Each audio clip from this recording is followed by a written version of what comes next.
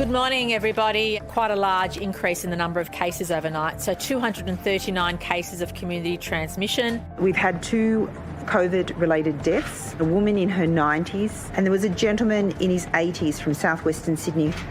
Can I just extend my sincere sympathies to the families? Based on those numbers, we can only assume that things are likely to get worse before they get better. And our support is absolutely with the people of Sydney. It's not only an old person's disease. 54 people in intensive care and 22 whom require ventilation. And they're young. Many of the cases are young. We've got 2 in their teens, so please get vaccinated. High rates of vaccination will be part of our road to freedom. Even one vaccine can reduce your risk of hospitalisation and death. With these numbers today, will you admit your strategy has failed, that you have failed? Well, we have harsher restrictions in place than any other state has ever had. One of the things we keep saying is it's difficult to sort of quantify what's working and what's not working. I think you just said you don't know what's working and what is. Is that what you said?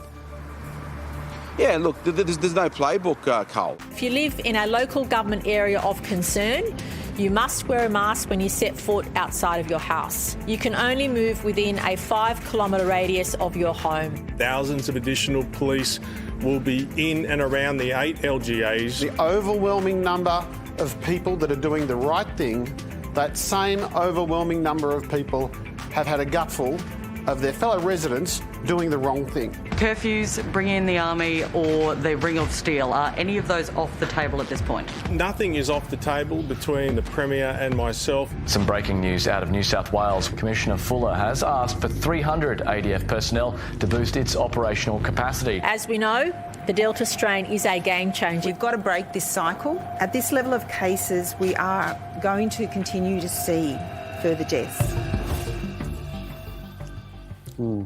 How are you doing, Liz? Like most people in New South Wales at the moment, that number that started with a 2 today felt like a real gut punch.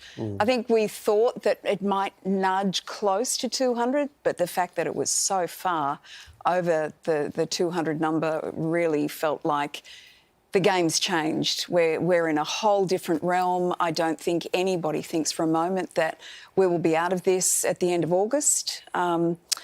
There is one silver lining, because I think a lot of us are looking for silver linings at the moment, and that is that in New South Wales, the vaccine hesitancy has halved from 33% at the end of May to down to 14.6%. So at least that's going to lift those numbers and hopefully give a lot of people in New South Wales who get the vaccine a fighting chance. Well, and unlike other states, there's no supply issue really in New South Wales because AstraZeneca is now being recommended for everybody to have. So it's not like you're waiting for vaccines to arrive. You can actually fulfil that increased enthusiasm. Yeah, and lots of young people on social media are posting photographs of themselves. I saw Abby Chatfield from The Bachelor.